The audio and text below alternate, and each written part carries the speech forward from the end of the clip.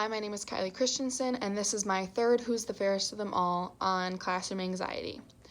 So the scale basically goes 25 and lower is low levels of classroom anxiety, 26 to 79 is moderate, and 80 and above is high levels of classroom anxiety. So just a few of the questions they used were things like I feel peaceful or I feel relaxed, and then things like I feel jumpy or I feel uneasy in classroom settings. And you rated these on a scale of 1 to 5, added up your scores, and it gave you a total of what your classroom anxiety is. So mine ended up being a 23, which is lower, and that's kind of what I expected.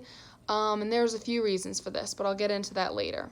So one of the sources that I used was the influence on intercultural communication, apprehension, and socio-communicative orientation on uncertainty reduction during initial cross-cultural interaction. So while that doesn't directly discuss the classroom, I found that it related because a lot of the information seemed to kind of cross over, but also, especially in a college setting, people come from all different backgrounds. So there can be a lot of intercultural interactions.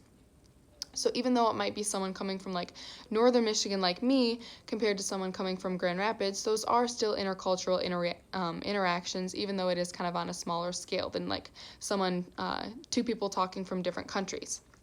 So this study talked about how communication is based on the ability to manage anxiety and uncertainty.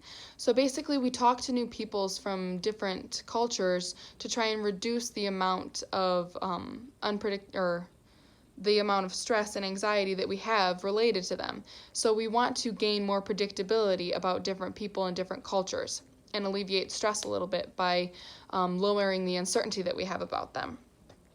So uncertainty refers to the inability to predict or explain the behavior of others. And through communication, we try and lower that. And I also thought it kind of interesting and used the book as one of my references, the uncertainty reduction theory, and some of the assumptions that talked about. I thought especially that the assumption 2 and 3 related to this, and assumption 2 is the idea that uncertainty is an aversive state generating cognitive stress. So through all of our communication with new intercultural interactions and new people, we try and lower the amount of stress that we have based on the things that we don't know about them. And 3, when strangers meet, their primary concern is to reduce their uncertainty to increase predictability. And I think this relates to the classroom because thinking back to my freshman year of college, I was stressed about everything. Going to my very first class, I remember it was a math class, and I was terrified because that wasn't what I was going into. I was a good math student, but I didn't know if the professor was going to act like this was a major required class and he was going to expect us to know everything.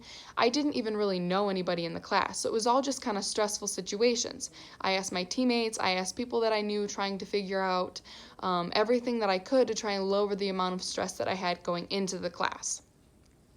And then even just thinking as I go through college, the more new classes that I take, the less stressed I am about it. Even though they are higher level classes getting into the 200s and 300s, I'm less stressed about every situation because I understand my surroundings more. Even if I don't know the professor, I know a lot of the people that I'll be taking the classes with. I know the buildings that I'll be taking classes in. So it's just kind of all of that idea that I am lowering the amount of uncertainty that I have in every situation. And while some of us might have higher levels of classroom anxiety right from the start, I think kind of as you go through college, it lowers just because even though you don't know the individual people exactly, you lower the amount of uncertainty that you have in every situation.